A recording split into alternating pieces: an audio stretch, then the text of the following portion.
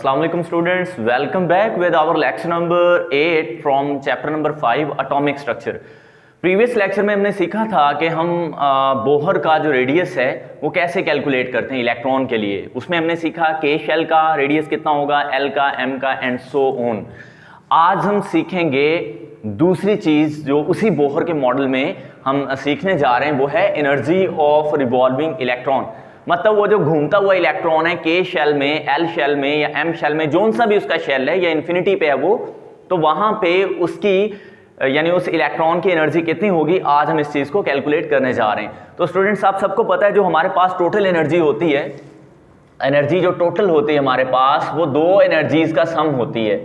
यानी वो होती है हमारे पास काइनेटिक एनर्जी प्लस में पोटेंशियल एनर्जी। इसको मैं रख लेता हूं इक्वेशन नंबर 1।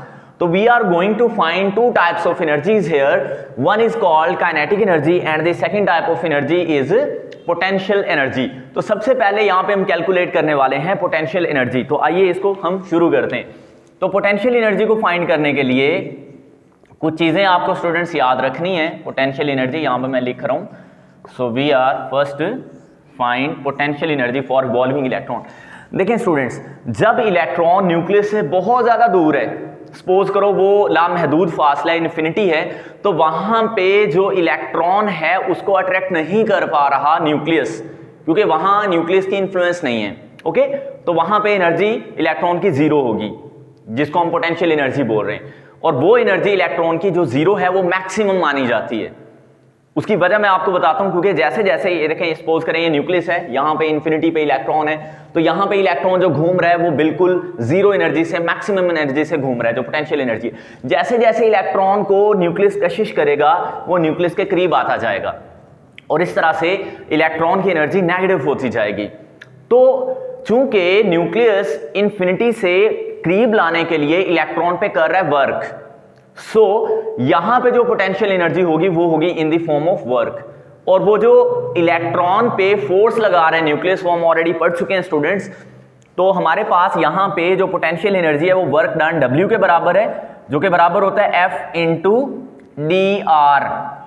देखें यहां पे F फोर्स है और DR वो स्मॉल डिस्टेंस है जिस डिस्टेंस में न्यूक्लियस इलेक्ट्रॉन पे अट्रैक्शन कर रहा है। ओके, ये DR मैं आपको इसकी पूरी लॉजिक बताऊंगा कि DR क्यों लिया। तो स्टूडेंट्स, यहाँ पे W is equal to F, और F हमारे पास हम लास्ट टाइम पढ़ चुके हैं। फोर्स जो हमारे पास होती है वो होती है according to Coulomb's law ZE square over 4 pi epsilon naught R square, और इनटू क्या आ गया ये DR।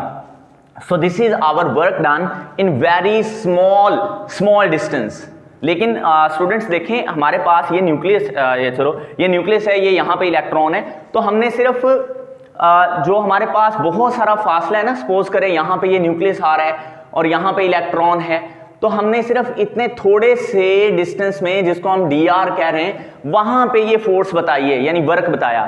तो अगर हमने ये न्यूक्लियस से लेके पूरा इलेक्ट्रॉन तक वर्क कैलकुलेट करना हो, तो हमें ये सारे DRs को, यानी ये छोटे छोटे डिस्टेंस में जो वर्क हो रहा है, इसको हमें करना पड़ेगा टोटल, इसका सम करना पड़ेगा, और मैथमेटिकली इसको हम बोलते हैं इंटीग्रेशन। तो यहां पे स्टूडेंट्स हम करेंगे इंटीग्रेशन। ओके, और वो हमारे पास फिर किसके बराबर आएगी, पोटेंशियल एनर्जी के, क्योंकि यहां पे वर्क वो टोटल हमारे पास पोटेंशियल एनर्जी होगी। वर्क हमारे पास किसके बराबर है, पोटेंशियल एनर्जी के। और potential energy in very small distance ये है, और मैं भी आपको बता रहा हूं कि हम ये सारी छोटे छोटे जो वक्फों में, छोटे छोटे रेडियस में या छोटे छोटे डिस्टेंस में जो हमारे पास न्यूक्लियस इलेक्ट्रॉन पे वर्क कर रहा है, इसको हम कर देंगे सम, इसको कर देंगे टोटल।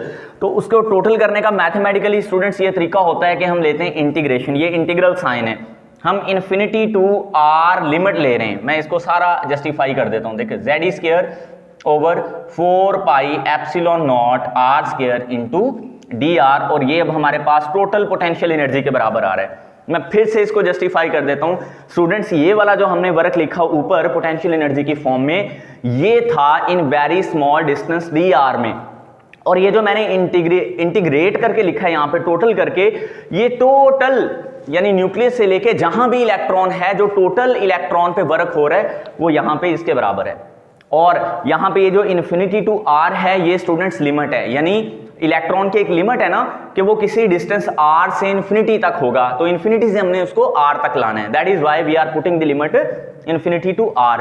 आई होप के स्टूडेंट्स यहां तक आपको समझ आ गया होगा। अब हम इसको जस्ट सॉल्व करेंगे, तो देख लेते हैं इसको सॉल्व कैसे करना है। तो देखें इंटीग्रेशन करने का जो तरीका होता है, हम पोटेंशियल एनर्जी बराबर ले रहे हैं किसके भला, इन्फिनिटी टू आर में दोबारा लिख देता हूं, यहां पे है Z E square over 4 pi epsilon naught R square into D R. अब स्टूडेंट्स इंटीग्रेशन हो या डेरिवेशन हो, डेरिवेशन का मतलब होता है तकसीम करना और इंटीग्रेशन का मतलब होता है दोबारा उसको जोड़ना। ओके, तो हम जो चीज डिराइव थी उसको दोबारा जोड़ रहे हैं, यानी रेडियस में जो एनर्जीज हैं उनको जोड़ रहे हैं। तो अब हमारे पास ये जो Z है ये कांस्टेंट है, E भी यानी 4 दोनों इलेक्ट्रॉन ये भी कांस्टेंट है, 4 भी कांस्टेंट है, पाई भी कांस्टेंट है, एप्सिलॉन नॉट भी कांस्टेंट है, ये सारी वैल्यूज कांस्टेंट है। तो याद रखिएगा स्टूडेंट्स, कांस्टेंट की ना इंटीग्रेशन होती है ना डेरिवेशन होती है, तो हम इनको बाहर ले लेते हैं। जेड ई स्क्वायर ओवर में 4 पाई एप्सिलॉन नॉट, और ये R चूंकि कांस्टेंट नहीं है, R हमारा यहाँ पे वेरिएबल है तो उसको वहीं पे रहने देंगे हम, इन्फिनिटी टू R, यहाँ पे आ गया 1 over R square into D R आ गया। ठीक है, तो अब यहाँ पे इंटीग्रेशन का मरहला शुरू होगा। इंटीग्रेशन के लिए मैं क्या करता हूँ, इस R स्क्वायर को ऊपर भेज देता हूँ, तो ये क्या बन जाएगा, इन्फिनिटी टू R, ये हमारे पास लिमिट वैसे ही चल रही है, R की पावर -2 बन जाएगी इंटू डी आर, और यहाँ पे हमारे पास वो constant value Z E square over 4 pi epsilon naught ये सारा मौजूद है, और ये किसके बराबर आ रहा है, पोटेंशियल एनर्जी के बराबर आ रहा है। आई होप के स्टूडेंट्स यहां तक आपको बिल्कुल क्लियर होगा। अब यहाँ पे आपने चूंकि सीखना है, जो इंजीनियरिंग के स्टूडेंट्स हैं उनको मैथ में ये सेकेंड ईयर में वो जाके सीखेंगे, लेकिन जो जिनकी बायोलॉजी है वो यहाँ पे सीख लें क्योंकि उन्होंने ये फर्दर नहीं सीखना इसको। तो आप R की जो पावर -2 है, इंटीग्रेशन करने का ये तरीका है कि आप R की -2 में एक इजाफा करोगे, ऐड करोगे 1, और जो इसकी पावर में लिखा है वही नीचे लिखोगे -2 + 1। तो स्टूडेंट्स ये हमारी इंटीग्रेशन हो चुकी है, और ये जो dr है ये इंटीग्रल साइन से कट जाएगा। मैं फिर बता रहा हूँ, ये जो dr है ये इस इंटीग्रेशन साइन से कट जाएगा, क्योंकि डेरिवेशन और इंटीग्रेशन एक दूसरे के रेसिप्रोकल होते हैं, ये एक दूसरे को उलट होते हैं। आई होप ये आपको समझ आ गया होगा। लिमिट हमारे पास इन्फिनिटी टू R है, ये मैंने जो 2 लाइनें लगाई हैं बेटा ये हमने लिमिट के लिए लगाई हैं। ठीक है, तो यहां पे हमारे पास क्या मौजूद है, Z E square over 4 pi epsilon not, और ये किसके बराबर आ रहा है हमारे पास, पोटेंशियल एनर्जी के। ये सारा कुछ हमारे पास क्या है, पोटेंशियल एनर्जी। मैं फिर से रिपीट कर देता हूं, देखो आपने क्या किया, यहाँ R स्क्वायर को ऊपर भेजा तो ये R के -2 बना, यहाँ पे आपने इसकी पावर में एक का इजाफा करना है और इसी सेम चीज से आपने इसको डिवाइड करना है। लिमिट वैसे रहेगी, इंटीग्रल साइन से dr यहां से कट जाएगा। आगे मूव करते हैं, तो R के -2 + 1 करेंगे तो R की -1 बचेगा, है ना। तो यहाँ पे हमारे पास Z E square over 4 pi epsilon naught, ये तो कांस्टेंट है, और यहाँ पे बच गया R की -1, और नीचे भी क्या स्टूडेंट्स बचा -1, और लिमिट हम क्या ले रहे हैं, इन्फिनिटी टू R ले रहे हैं। आई होप कि ये भी पॉइंट आपको समझ आ गया होगा, क्लियर। तो आगे बढ़ते हैं, देखो मैं ये जो -1 है ये नीचे हो यानी डिनोमिनेटर में हो या न्यूमरेटर में हो ऊपर, तो इसको यहाँ बाहर ला के आप मल्टीप्लाई कर सकते हो, तो ये सारा माइनस का साइन माइनस हो जाएगा, ओवर में 4 पाई एप्सिलॉन नॉट आ जाएगा, और R की जो -1 है अगर मैं इसको नीचे जाके लिखूं तो आई होप के आपको इसमें कोई प्रॉब्लम नहीं होगी कि मैंने R के -1 को नीचे जाके लिखा तो वो R की +1 बन गई। ओके स्टूडेंट्स, तो अब आगे बढ़ते हैं, -Z E square over 4 pi epsilon naught, ये हमारे पास ऐसे आ गया। अब है यहाँ पे लिमिट अप्लाई करने का मरहला, ये भी आपको सीखना पड़ेगा। तो स्टूडेंट्स याद रखिएगा यहाँ पे वेरिएबल R है, ठीक है, और हमारी जो लिमिट है वो इन्फिनिटी टू R है। तो लिमिट पुट करने का मैथमेटिकली ये तरीका होता है, पहले अपर लिमिट पुट करते होते हैं और फिर माइनस करके लोअर लिमिट पुट करते हैं। मैं आपको बता देता हूँ, देखो अपर लिमिट हमारे पास R ही है, तो R में R पुट करोगे तो R ही बनेगा। मैं फिर रिपीट कर रहा हूं, सपोज करो यहाँ पे x होता ना x, तो हम x की जगह भी R पुट करते, क्लियर। तो यहाँ पे चूंकि था ही R, तो R की जगह हम R पुट करेंगे तो वो वही रहेगा, यानी R ही रहेगा। तो फिर दूसरी दफा आपने करना है माइनस, ये माइनस का साइन लिखना है, फिर लोअर लिमिट अप्लाई कर रही है, तो R की जगह आप इन्फिनिटी पुट करोगे तो ये 1 ओवर इन्फिनिटी बन जाएगा, क्लियर। अपर लिमिट माइनस करके फिर लोअर लिमिट। आगे मूव करते हैं, -Z E square over 4 pi epsilon naught, ये आ गया हमारे पास। अब ये देखो ये तो हो गया 1/r ही, है ना। अब ये जो 1/∞ है ये 0 होता है, 1/∞ 0। इन्फिनिटी का मतलब है एक लामहदूद वैल्यू, बहुत बड़ी वैल्यू एक को डिवाइड कर रही है। तो एक को कोई बहुत बड़ी वैल्यू से जब आप डिवाइड करोगे तो वो आपके पास बहुत छोटी वैल्यू आएगी जो कि तकरीबन 0 के बराबर होगी। तो 1/∞ जो होता है वो बराबर होता है 0 के। ओके, तो आगे बढ़ते हैं हम। देखो ये हमारे पास ओवरऑल अब आ चुकी है पोटेंशियल एनर्जी जो कि है -ZE² over 4 pi epsilon naught r। So this is the potential energy. ये हमने क्या कैलकुलेट कर लिया स्टूडेंट्स, पोटेंशियल एनर्जी। यहां पे बुक में एक पैराग्राफ लिखा है लास्ट पे कि ये क्वेश्चन भी आ जाता है शॉर्ट में, इंपॉर्टेंट है, इसको आपने समझना है कि ये जो पोटेंशियल एनर्जी है नेगेटिव क्यों है।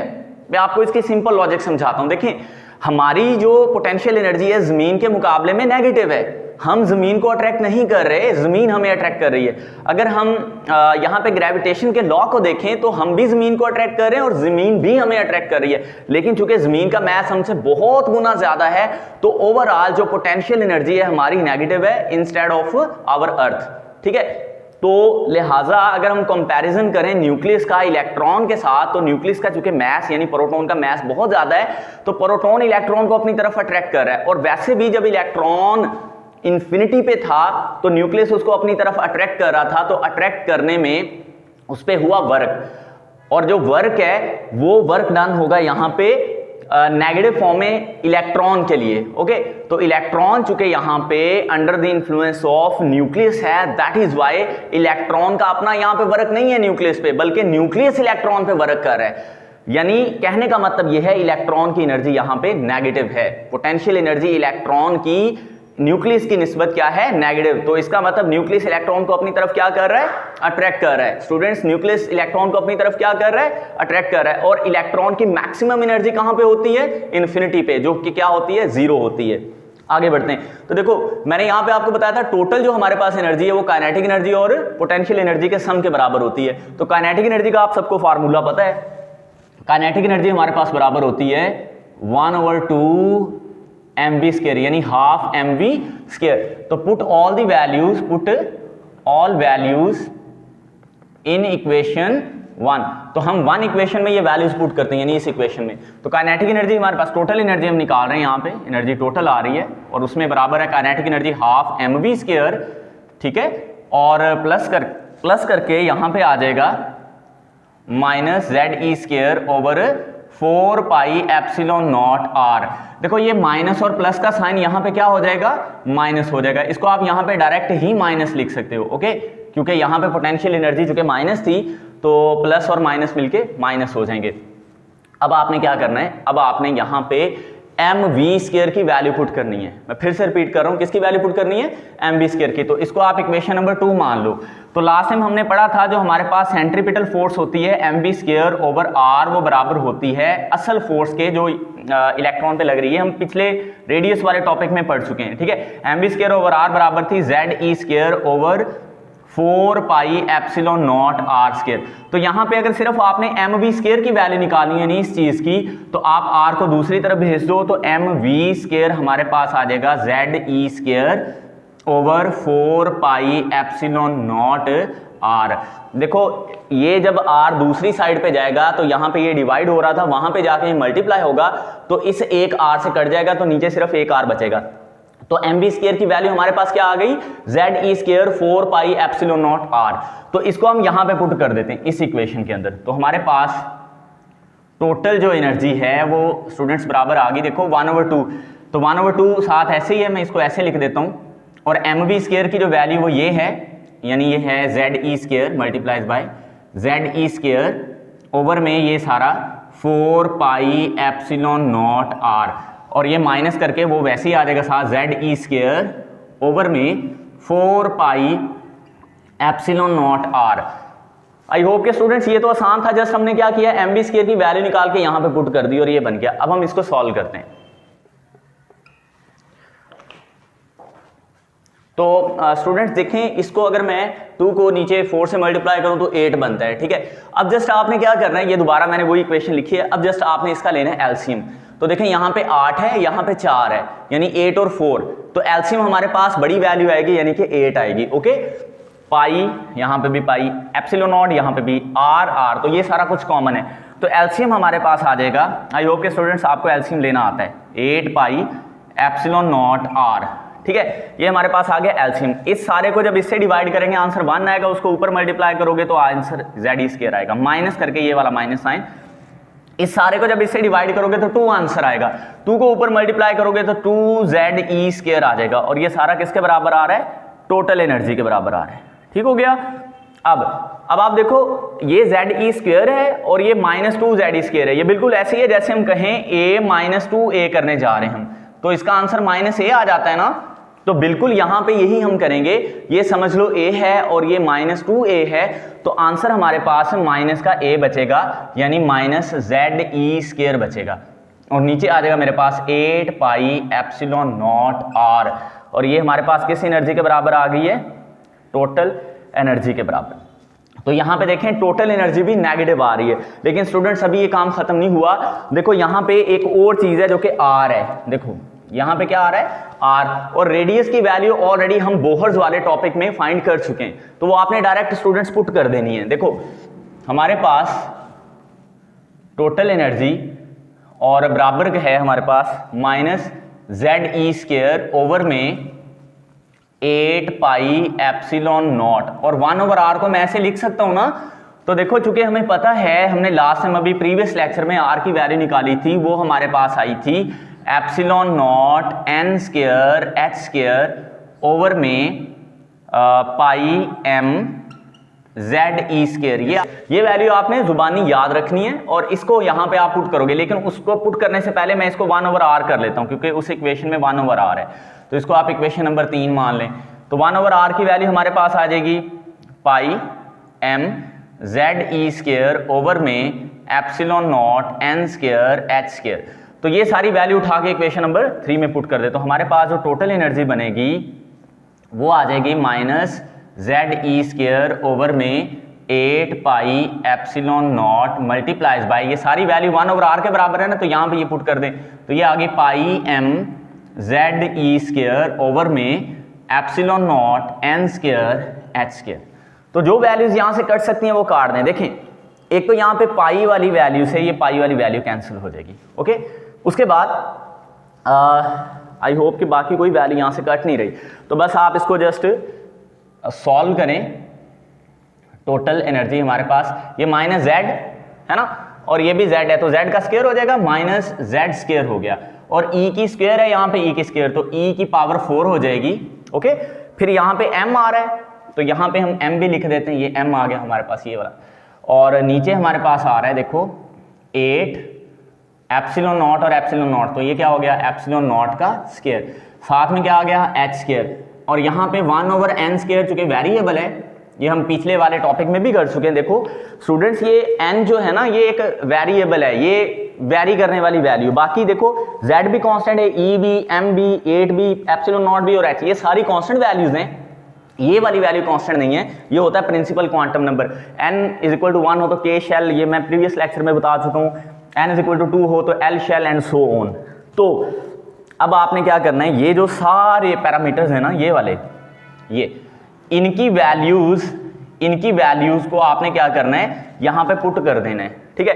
तो पुटिंग के बाद देखो ये सारी वैल्यूज हमें पता है, z यहाँ पे अगर हाइड्रोजन एटम है तो वो 1 होगा, हाइड्रोजन एटम के लिए z क्या होगा 1, मैं लिख देता हूँ, for hydrogen atom, for hydrogen atom हमारे पास z = 1 हो गया, और बाकी वैल्यूज भी हमें पता है, चार्ज की वैल्यू, मास ऑफ इलेक्ट्रॉन, ये सारा कुछ हमें पता है। तो ये सारी वैल्यूज जब यहाँ पे हम सब्स्टिट्यूट करेंगे, पुट करेंगे, तो हमारे पास जो आंसर आएगा स्टूडेंट्स वो कुछ इस तरह आ जाएगा। देखो एक तो यहाँ पे जैसे ही n आएगा ना, देखो ये n आया, तो इस टोटल एनर्जी को हम nth एनर्जी बोलेंगे, ये भी आपने याद रखना है, इस टोटल एनर्जी को हम nth एनर्जी बोलेंगे, क्योंकि वेरिएबल n आ गया, जैसे प्रीवियस रेडियस वाले टॉपिक में आया था, तो यहाँ पे En आएगा, ठीक है।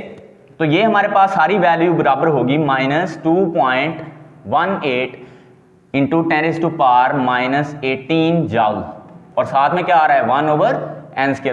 तो साथ में क्या आ रहा है 1/n² आ रहा है, जो वेरिएबल है वो तो साथ आएगा ही। तो हम थोड़ा आगे मूव करते हैं। देखो ये हमारे पास वैल्यू है जाउल्स में, हम इसको किलो जाउल्स पर मोल में कन्वर्ट करना चाहते हैं। तो उसका आसान सा तरीका ये है, मैं आपको यहाँ पे बता देता हूँ। En = -2.18 into 10⁻⁻18। अब ये जाउल्स को मैंने किलो जाउल्स बनाना है, तो ऊपर मैं k से इसको मल्टीप्लाई करूंगा। k का मतलब 1000 होता है स्टूडेंट्स। तो जैसे ही मैं ऊपर k से मल्टीप्लाई करूंगा तो नीचे मैं k की वैल्यू से इसको डिवाइड करूंगा, जो कि k 1000 है। ओके, ऊपर अगर मैंने k से मल्टीप्लाई किया यानी 1000 से मल्टीप्लाई किया, तो नीचे 1000 से डिवाइड भी करूंगा ताकि हमारी बैलेंसिंग रहे। उसके बाद साथ में मैंने पर मोल भी करना है। देखो किलो लिख दिया मैंने, जाउल से पहले था वो यहाँ पे लिख दें, है ना। तो पर मोल का मतलब क्या होता है कि आपने यहाँ पे देखो नीचे लिखना है मोल, नीचे क्या लिखना है, मोल लिखना है। तो जब नीचे मोल लिखा ऊपर भी लिखेंगे तो एक मोल की वैल्यू होती है Avogadro's number 6.02 into 10⁻23। Students I hope के स्टेप आपको समझ आ गया होगा। दोबारा देख लो, मैंने यहाँ पे जाउल्स को क्या बनाना था, किलो जाउल्स। ओके, तो मैंने क्या किया, k से ऊपर मल्टीप्लाई किया तो k की वैल्यू 1000 होती है, तो उसी से मैंने नीचे डिवाइड कर दिया। नीचे मैंने मोल से डिवाइड किया तो ऊपर मैंने मोल से मल्टीप्लाई किया, यानी एवोगैड्रोस नंबर से। तो आगे बढ़ते हैं। En इसको जब आप सॉल्व करोगे स्टूडेंट्स तो मेरे पास वैल्यू आ जाएगी -13.31 किलो जाउल्स, और ये जो मोल ऊपर जाएगा तो पर मोल हो जाएगा ना। तो ये हमारे पास, और साथ में क्या आ रहा है, सॉरी यहाँ पे साथ एक और भी चीज लिखनी थी आपने, यानी मल्टीप्लाइज बाय n², नीचे n² भी है ये वाला। तो यहाँ इसको मैं ऐसे करके लिख सकता हूँ 1/n²। तो ये हमारे पास आ गई है nth ऑर्बिट की एनर्जी, साथ ये 1/n² भी आएगा, ये भी याद रखना है। तो -13.31 किलो जाउल्स पर मोल ओवर इंटू 1/n², ये हमारे पास nth एनर्जी आ गई है किसी भी इलेक्ट्रॉन के लिए, nth ऑर्बिट की एनर्जी। यानी अगर हम यहाँ पे k शेल के लिए निकालना चाहते हो तो n को 1 पुट कर देंगे, l के लिए 2 and 3 so on। तो अभी मैं ये काम करता हूँ। तो स्टूडेंट्स अगर हम n = 1 लेंगे तो हमारे पास k शेल होगा, और अगर हम k शेल में इलेक्ट्रॉन की एनर्जी निकालना चाहते हैं तो जस्ट E की यहाँ n की जगह 1 पुट कर दोगे, तो यहाँ पे आ जाएगा E1 = -13.31 किलो जाउल्स पर मोल, और यहाँ पे 1/1 का ही स्क्वायर होगा, तो वो 1 ही रहेगा। देखो नीचे 1 n का स्क्वायर है तो 1 का स्क्वायर 1 ही होगा, तो 1 को 1 से मल्टीप्लाई करोगे तो पहली एनर्जी हमारे पास जो आएगी वो -13.31 किलो जाउल्स पर मोल ही आएगी। तो ये स्टूडेंट्स हमारे पास k शेल की एनर्जी है, जो कि -13.31 किलो जाउल्स पर मोल है। ओके, तो अगर आप n = 2 के लिए निकालना चाहते हो तो हमारे पास कौन सा शेल होएगा, यस L शेल। तो इसके लिए आप यहाँ पे क्या पुट करोगे, E2। ओके, यहाँ पे तो यहाँ पे -13.31 और ये किलो जाउल्स पर मोल तो साथ आएगा ही, 1/n का स्क्वायर, तो यहाँ पे 1/2 का स्क्वायर होएगा, साथ में आ जाएगा किलो जाउल्स पर मोल। तो देखो 2 का स्क्वायर 4 होता है, तो इस सारी वैल्यू को आपने 4 से डिवाइड करना है। तो आपके पास कैलकुलेटर से इसको सॉल्व कर सकते हो। देखो 1 का स्क्वायर 2 का स्क्वायर 4 होगा, तो 4 से सारी वैल्यू को आपने डिवाइड करना है। तो जब आप डिवाइड करोगे तो इसका आंसर आ जाएगा -328 पॉइंट समथिंग। चलो 8 जो भी आएगा वो आपने कैलकुलेटर से स्टूडेंट सॉल्व कर लेना है। तो ये हमारे पास कौन सी एनर्जी आ जाएगी, सेकंड एनर्जी, यानी कि शेल की, एल शेल की। इसी तरह हम नेक्स्ट शेल की भी एनर्जी यहाँ पे निकाल सकते हैं, E3। तो उसके लिए आप क्या करोगे, -13.31 इंटू 1/3 का स्क्वायर करोगे ना, वो 9 बन जाएगा, और साथ में वो किलो जाउल्स पर मोल वैसे ही आ जाएगा। हाँ, तो आप 13.31 को 9 से डिवाइड करोगे, किलो जाउल्स पर मोल वो साथ चलता रहेगा। तो मेरे पास इसकी वैल्यू जो आएगी तो ये आ जाएगी -145.92 किलो जाउल्स पर मोल। ओके स्टूडेंट्स, तो ये हमारे पास कौन सी वैल्यू आ गई है, E3 की वैल्यू। एक बात यहाँ पे स्टूडेंट्स आप याद रखना कि जो हमारे पास पहले ऑर्बिट की वैल्यू है, यानी n = 1 k शेल की, वो सबसे थोड़ी है। अक्सर स्टूडेंट यहाँ पे कंफ्यूज रहते हैं, ये -13.31 सबसे थोड़ी वैल्यू है। फिर जैसे हम थोड़ा सा दूर गए न्यूक्लियस से, मैं आपको समझा देता हूँ। देखें, ये अगर न्यूक्लियस है तो यहाँ पे हमारे पास पहला शेल है k शेल, तो यहाँ पे जो एनर्जी है k शेल की वो थोड़ी है, जैसे जैसे हम आगे जा रहे हैं तो एनर्जी इलेक्ट्रॉन की बढ़ती जा रही है, ठीक है।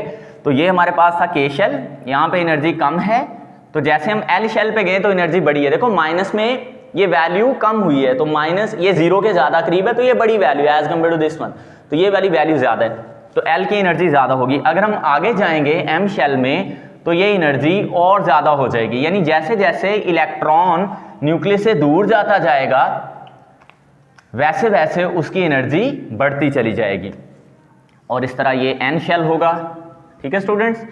तो when we are going away from the nucleus the amount of energy for electron, जो कि यहाँ पे टोटल अमाउंट ऑफ एनर्जी है वो बढ़ती जाती है, और लामहदूद फासले पे इन्फिनिटी पे जाके ये क्या हो जाएगी, 0।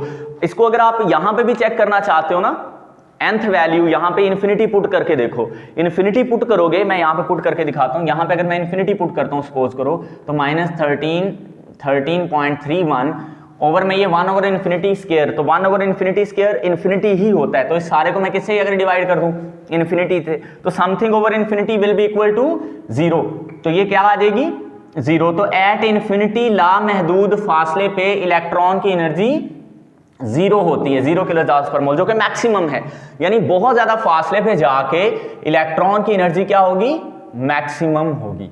ये स्टूडेंट्स आपने याद रखना है, मैक्सिमम होगी इलेक्ट्रॉन की बहुत ज्यादा दूर जाके न्यूक्लियस से इलेक्ट्रॉन की एनर्जी।